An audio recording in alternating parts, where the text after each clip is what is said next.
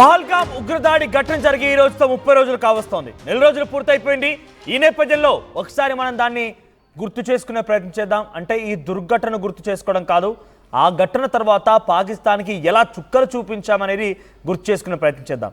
అది ఏప్రిల్ 22, 2025 మధ్యాహ్నం సమయంలో సుమారుగా 11 గంటల సమయంలో ఒక్కసారిగా కొంతమంది ఉగ్రమూకలు ముష్కరులు సుమారుగా 6 అక్కడికి చేరుకొని అక్కడికి వచ్చి ఆ పహల్గామ్ టూరిస్ట్ ప్రాంతం ఏదైతే ఉందో అక్కడ ఉన్నటువంటి కొన్ని స్థావరాలని ఏర్పాటు చేసుకొని ఒకసారిగా చెట్లపై నుంచి ఒకరు, పుట్టపై నుంచి ఒకరు ఇలా దూకి అక్కడ సుమారుగా 25 మంది భారతీయులని మరొక నేపాల్ని కూడా చాలా దారుణంగా గన్తో పేల్చి చంపేశారు. నిజంగా ఆ ఘటన గుర్తు చేసుకుంటే నాకు నోరు రావడం లేదు. ఎందుకంటున్నానంటే అక్కడ అడిగిన వాళ్ళంతా ఒకటి అడిగారంటే చెప్తున్నారు. మన వైజాగ్ సంబంధించిన చంద్రమౌళికి సంబంధించినటువంటి కుటుంబీకులు కానివ్వండి, నెల్లూరులో ఉన్నటువంటి మరొక వ్యక్తి కుటుంబీకులు కానివ్వండి, వీరంతా ఒకటే చెప్తున్నారు. సో మమ్మల్ని మీది మతం ఏంటి అని అడిగారని చెప్తున్నారు వాళ్ళు.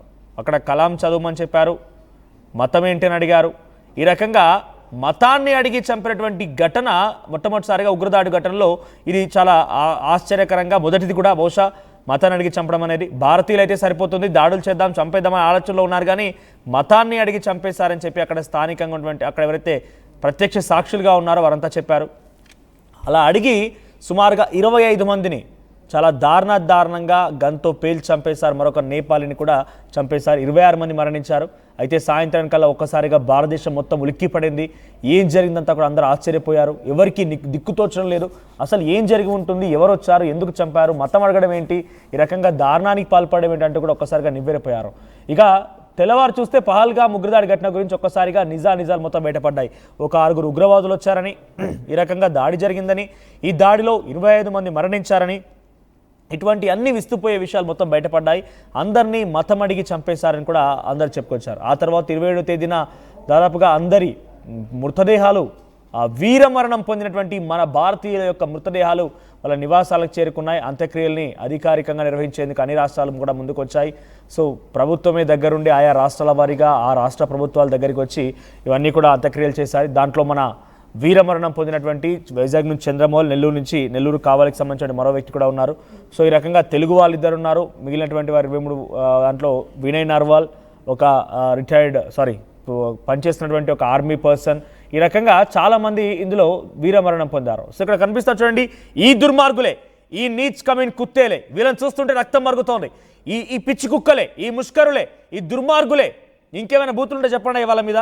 సో వాళ్ళందరూ ఈ దొంగ పిచ్చి కొడుకులే మొత్తం ఈ రకం దుర్మార్గానికి పాల్పడిపోయి ఏకంగా మన వాళ్ళని హతమార్చారు, గన్తో పేల్చి చంపేశారు. ఇక్కడ కనిపించినటువంటి ఈ దుర్మార్గులే, వీని పేరు హషామ్ మూసా. వీడు పాకిస్తాన్ ఆర్మీ పర్సనల్గా పనిచేసి, ఆర్మీ కమాండర్గా పనిచేసి అటువైపు నుంచి లష్కర్ తోయిబా ఉగ్రవాద సంస్థలో పనిచేశాడు. ఆ తర్వాత నుంచి ద రెసిస్టెన్స్ ఫోర్స్, ఏదైతే లష్కర్ తోయిబా నుంచి పుట్టినటువంటి మరో ఉగ్రవాద సంస్థ ద రెసిస్టెన్స్ ఫోర్స్ TRFలో చేరిపోయి హషీమ్ మూసాగాడు ఈరోజు భారతీయుల పైన ఈ రకమైన దుర్మార్గ దాడికి పాల్పడ్డాడు.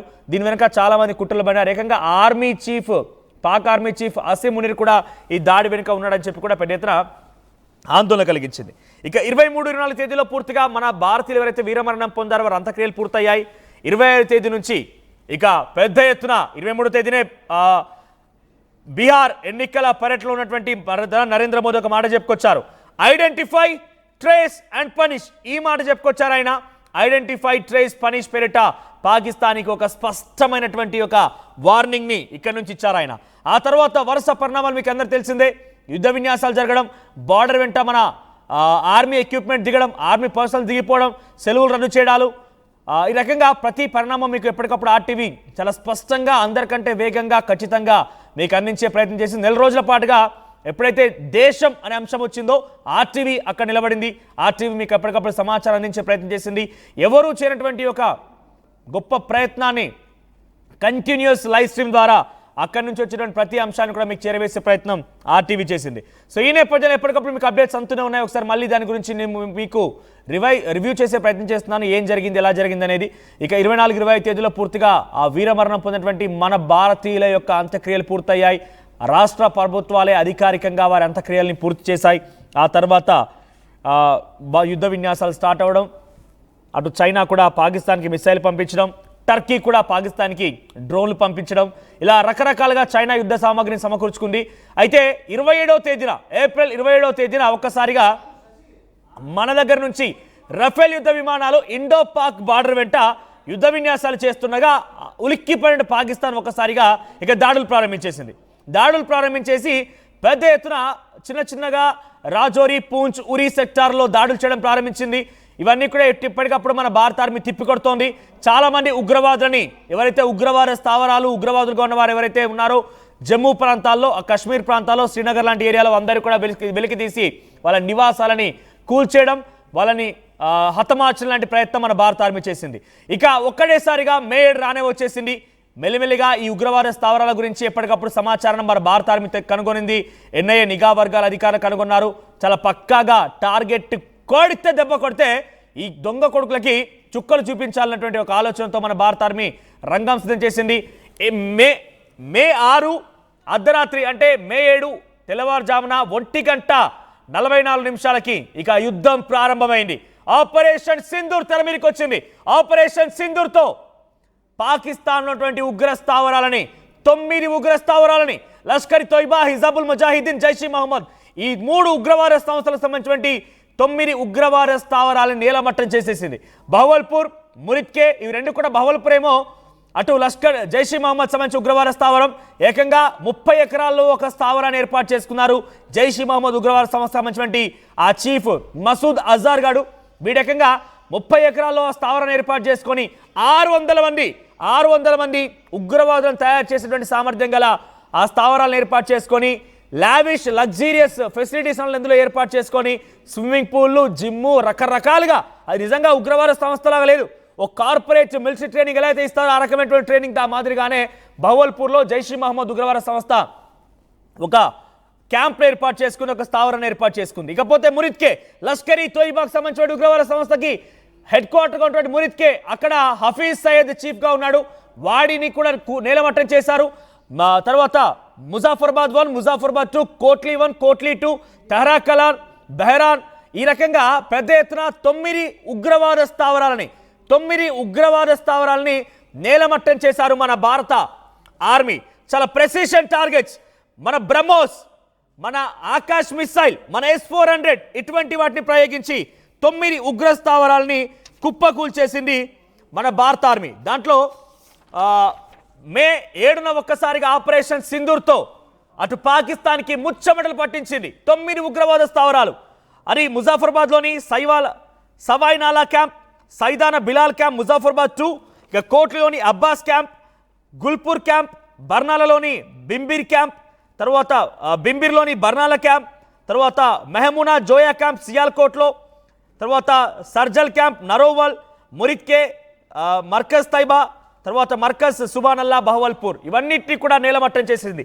ఆ తర్వాత అటువైపు నుంచి కూడా దాడులు మొదలయ్యాయి. 7వ తేదీన సాయంత్రం నుంచి కూడా పెద్ద ఎత్తున పాకిస్తాన్ మనపైన టర్కీ ఇచ్చిన డ్రోన్లని, చైనా ఇచ్చిన మిసైళ్లతో మనపై దాడి చేయడం ప్రారంభించింది. కానీ మన దగ్గర భారత్ అమ్ముల పొందినటువంటి చాలా అనువైనటువంటి అస్త్రాలు, ప్రపంచ దేశాలు మొత్తం కూడా నివ్వెరపోయే విధంగా మన S-400 ఆకాశ్ మిసైళ్లు ఒక్కటంటే ఒక్కని ఎయిర్ డిఫెన్స్ గన్స్ ఒక్కటంటే ఒక్కదాన్ని కూడా టర్కీ ఇచ్చినా, చైనా ఇచ్చినా, ఇంకెవడన్నా ఇచ్చినా కూడా పాకిస్తాన్ ప్రయోగించిన ఒక్క బాంబుని కూడా మన భారత భూతల్లిపై పడకమునిపై గాల్లోనే పేల్చేశాం.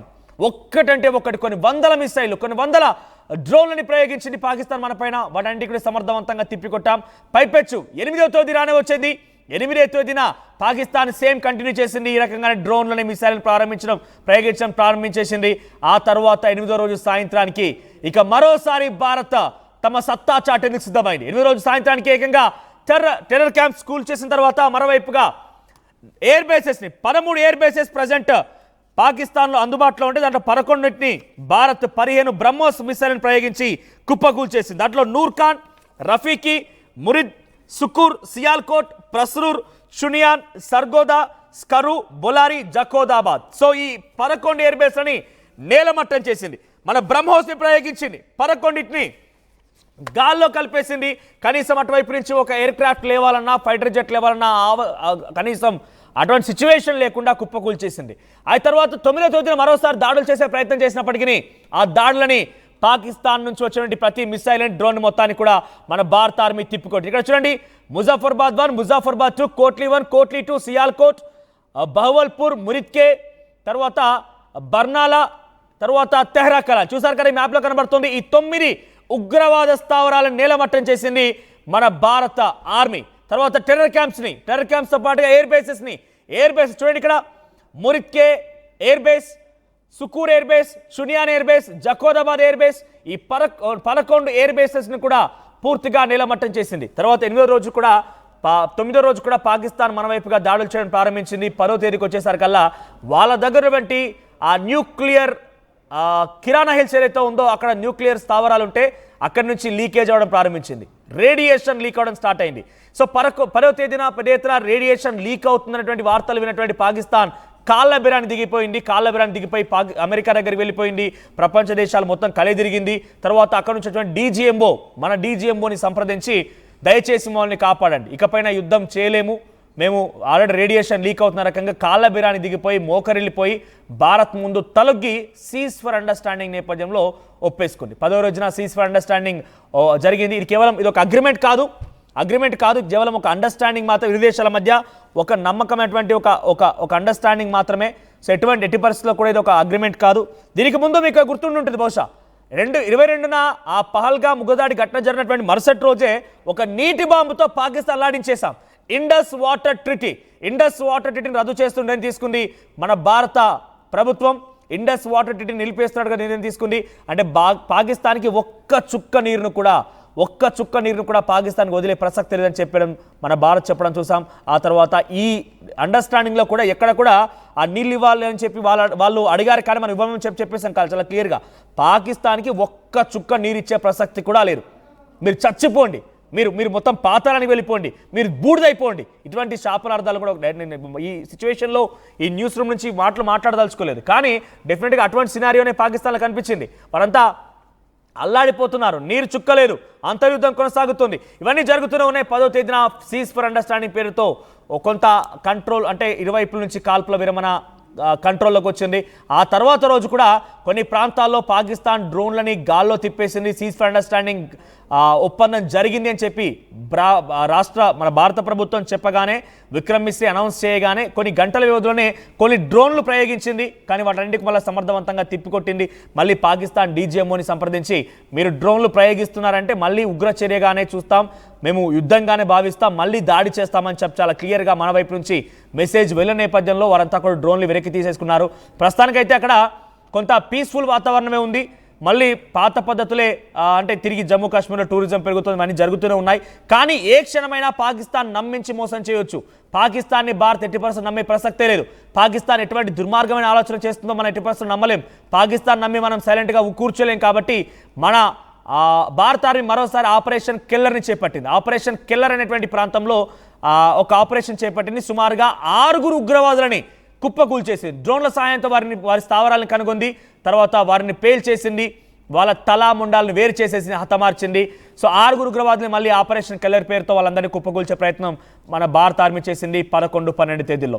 ఇక ఆ తర్వాత నుంచి కొంత సీజ్ ఫర్ అండర్స్టాండింగ్ అనేది కొనసాగుతున్నప్పటికీ అటువైపు నుంచి మరోసారి భిక్షాటనకు మొదలుపెట్టింది పాకిస్తాన్.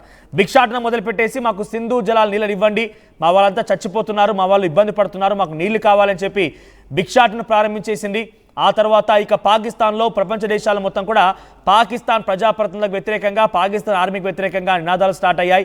మీరు ఎందుకు కయ్యానికి దిగారు, మనకు నీళ్ళు లేకుండా పోయాయని చెప్పి పాకిస్తాన్ ప్రజలు మాట్లాడడం, పాకిస్తాన్ ప్రజలు అక్కడి ఆర్మీకి వ్యతిరేకంగా, అక్కడ ప్రజాప్రతినిధులకు వ్యతిరేకంగా వారంతా సోషల్ మీడియా వార్ఫేర్ తెరలేపడం, అట్ ది సేమ్ టైం బహిరంగంగా కూడా వారంతా కూడా మాట్లాడుకోవడం చూసిన తర్వాత పాకిస్తాన్ అల్లాడిపోయింది. ఇక దీంతో ఏం చేశారు తెలుసా, మేమే గెలిచామని చెప్పి అబద్ధపు ప్రచారానికి తెరలేపారు.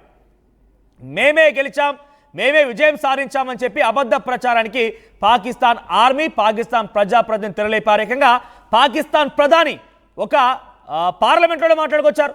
మేము భారత్కు సంబంధించిన రఫేల్ యుద్ధ విమానాలను పేల్చేశాం, ఢిల్లీ ఎయిర్పోర్ట్ని టార్గెట్ చేశాం, బ్రహ్మోస్ని కుప్పకూల్చామని చెప్పి అబద్ధ ప్రచారాలకి తెరలేపారు. దాని తాలూకా ఒక్కటంటే ఒక్క ఆధారాన్ని కూడా చూపించలేకపోయారు. అక్కడి రక్షణ మంత్రి ఖ్వాజా ఆసిఫ్ వాడు ఏం చేశారంటే ఏకంగా భారత్ ఓడిపోయిందని చెప్పుకొచ్చాడు. మరి ఏం జరిగింది, ఎలా ఓడిపోయింది, మీరు ఏదైనా ఆధారాలు చూపిస్తారా అంటే